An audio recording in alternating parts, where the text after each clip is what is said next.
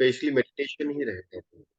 जो रिकॉर्डिंग मैंने अभी करी है वो सिर्फ और सिर्फ मेडिटेशन ही रहेगा, वो एक पार्ट में भेज दूंगा। तो जब भी आपको लगे आपका मन परेशान है, आप रिलीज एंड लेट गो नहीं कर पा रहे हो, आप ज्यादा नहीं 15 मिनट का है, लगा के बैठ जाना।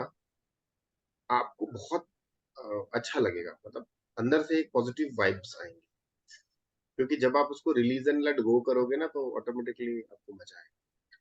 मतलब एक्सपीरियंस अच्छा लगा ओवरऑल। अब ये बताओ कि उस व्यक्ति जिसको आप रिलीज एंड लेट गो करना चाह रहे थे, कितने हद तक गया? गुरुजी बिल्कुल ना, मतलब वो पर्सन सामने से जैसे एक, वो नहीं दिखाते कि रेत तो पुतला है, और ऐसे ऐसे बिखरता बिखरता ना वो, मतलब दूर तो जाता जाता चीज छोटी हो गई, वो पर्सन छोटा सा हो गया। लेकिन उसके बावजूद भी वो सामने खड़ा खड़ा भी ना, वो रेत की तरह ना ऐसे बिखर बिखर के सारा पता नहीं कहाँ गया।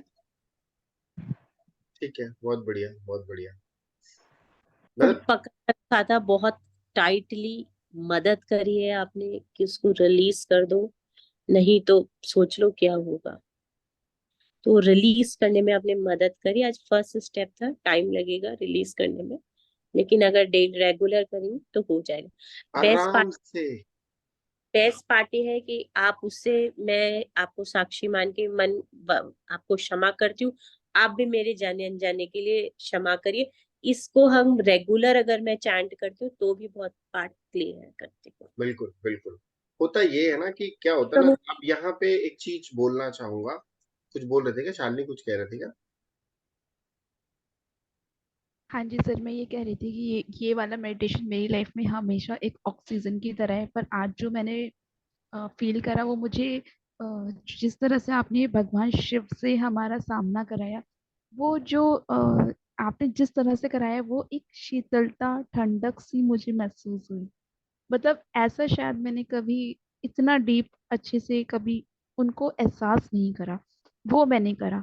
पर मैं ये डेली करती हूँ रात को, तो मुझे ऐसा लगता है पूरे दिन का सबसे अच्छा टाइम मेरा ये है। जो अभी निर्जम मैम ने जैसा बताया था और मैंने उनके लिए बोला कि जब फिंगर ऐसे होती है ना तो सब चीजें ठीक हो जाती हैं, तो मैं इसको डेली करती हूँ। ये ऑक्सीजन दे के जाता है मुझे, ठंडक दे के जाता है।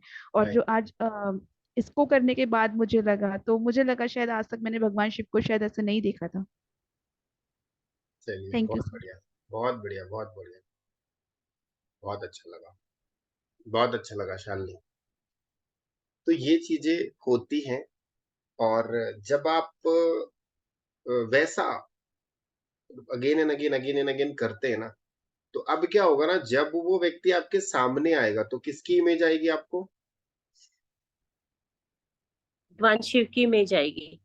तो अब उस व्यक्ति के बारे में या तो आप बुरा बोलोगे नहीं और बुरा करोगे नहीं।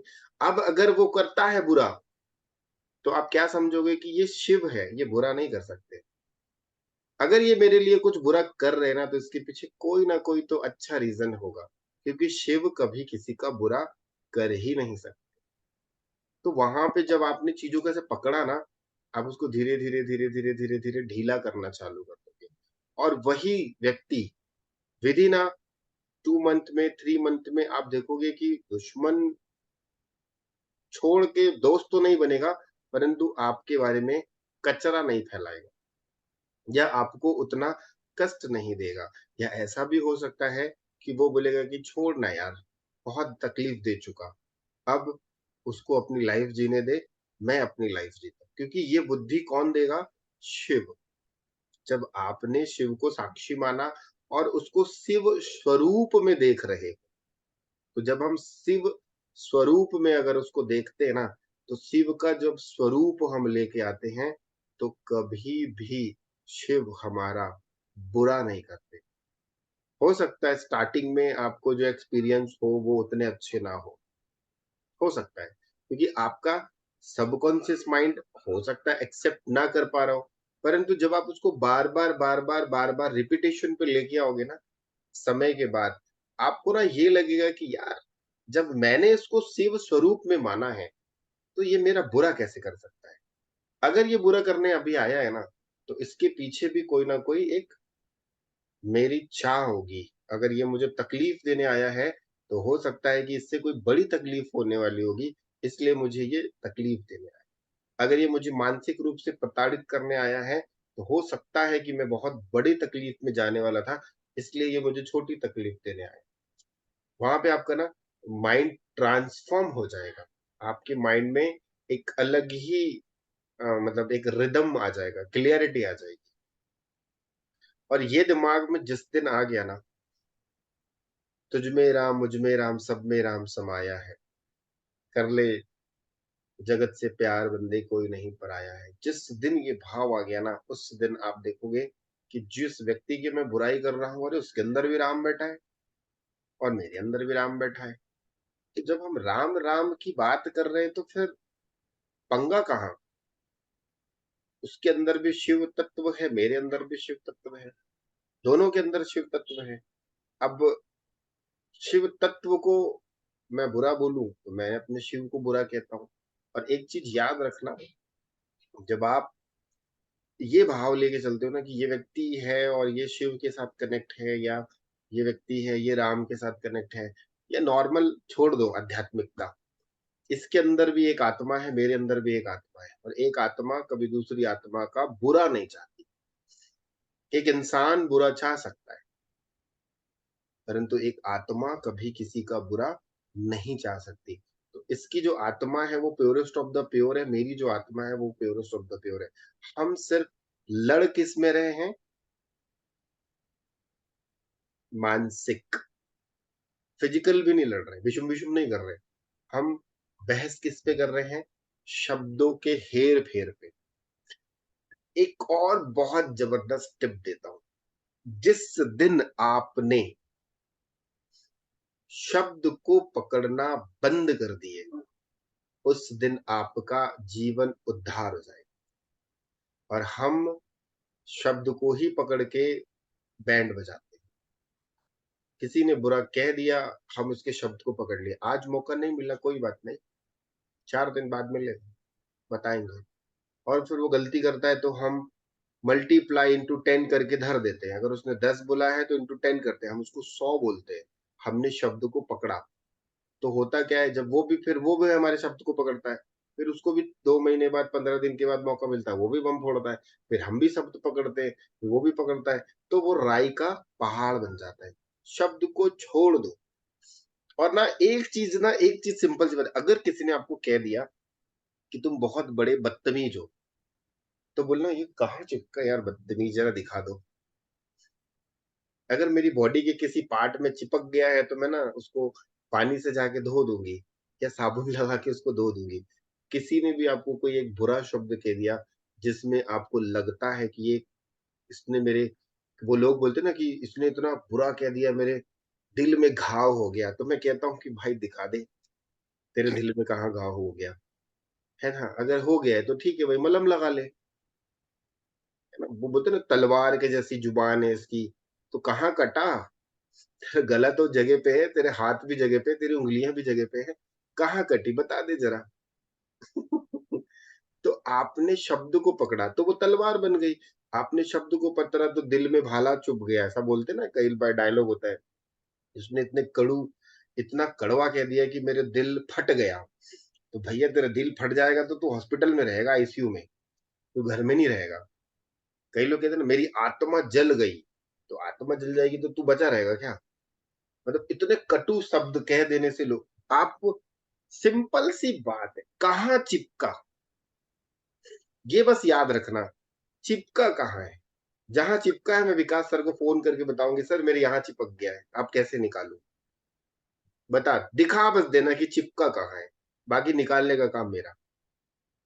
वो जीवन में कभी चिपक ही नहीं सकता, सिर्फ एक ही जगह चिपकेगा, कहाँ मालूम है? वो भी मन में, वो भी दिखेगा नहीं, वो भी दिखेगा नहीं। और मेरे को दिखा देना वो चिपका हुआ, मैं निकाल दूंगा। बस दिखा बस देना, ऐसे नहीं बोला सर मेरे मन में चिपक गया है तो निकाल दो ना, चिपका हुआ दिखा देना। जैसे हम टीका लगाते तो दिखता है ना, हमने कुछ नंबर्स लिखे या कुछ हमने लिखा, तो वो दिखता है ना, तो हम क्या कहते हैं, यार कोई नहीं है, टीका लगा, मुंह धो लो साफ हो जाएगा, है ना? हाथ में लिख लिया तो आप हैंड वॉश यूज कर लो तो साफ हो जाएगा। बॉडी में कहीं लग गया है, धूल लग गई है, तो जाओ अच्छे से साबुन लगा के उसको क्लींजिंग कर दो, साफ हो जाएगा। ठीक है, तो चिपका हुआ बस दिखा देना, बाकी निकालने का काम है। ठीक है। तो आज की क्लास कैसी लगी? मजा आया? क्या सीखने मिला? सर मल्हम मिला है, सीखने के लिए मल्हम मिला है कि किस तरीके से अपने पेन्स पे लगाना है और लेट गो करना है। राइट, राइट, बहुत बढ़िया। और सर मुझे एक चीज और भी कहनी है। मैंने आपको बताया था ना कि जो काम मैं फॉलो करती हूँ मेरी फैमिली नहीं करती। मैं चाहती हम्म। थी ये वाली चीज, मैंने रवि भैया को जनवरी में बताया था, पर उन्होंने कहा टाइम नहीं मिलता। बट बाय चांस की बात है कि आज ना कौर मैम की दया से, उनका कुछ समझाने से रवि भैया टाइम पर आए थे, और मैं स्पेशली चाहती थी कि इस चीज को वो सुन के जाएं। तो आज वो मेडिटेशन के टाइम पर आए, वो पूरा मेडिटेशन लेकर गए। मैंने वो मेडिटेशन के टाइम पर ही ना दूसरे वाले उसमें ज्वाइन करा था, और वो भैया सही टाइम पर आए। और शायद मतलब देखो, फॉलो करने से ही चीजें होती हैं। सुन लिया समझ लिया, अब कितना फॉलो करते हैं और कितना अब उनकी लाइफ से कुछ चीज लेट गो होती हैं। तो मेरे समझाने का फर्क अलग हो सकता है और आपके समझाने का फर्क बहुत डीप जाता है, मेरी फैमिली में जो रिस्पेक्ट है आपकी। तो मे बी मैं अब ये सोचती हूँ कि शायद उनका सही टाइम आया, जो वो सही टाइम पे मेडिटेशन के टाइम पर आए। बहुत बढ़िया, तो बहुत। इसके लिए सर, इसके लिए अभी वो तो नहीं है यहाँ, वो चले गए करके, पर उसके लिए मैं आपको थैंक यू बोलती हूँ। चलिए, बहुत बहुत शुक्रिया। मजा आई आज की क्लास में? कुछ नया सीखने मिला? हम तो हर दिन कुछ नया ही सीखते हैं, नया यस सर, सीखते हैं। नया सीखने को मिला कि बहुत आसान है किसी को लेट गो करना। बहुत सालों से आपने पकड़ रखा है, अब उसको छोड़ दो साक्षी मानकर। चलिए, बहुत बढ़िया। अब देखिए, अभी आप कह रहे थे ना कि आपने बहुत प्रयास किया, आप नहीं कर पा रहे थे, नहीं कर पा रहे थे। अब आप कर लोगे। हाँ, अब मैं करूँगी। सही टेक्निक पता नहीं थी। हाँ, सही टेक्निक ठीक है। है, आप होपोनोपो के चक्कर में पोपो पोपो हो गया। पोनो पोनो के चक्कर में नहीं, हाँ, बहुत सॉरी, सारी। पोनो पोनो।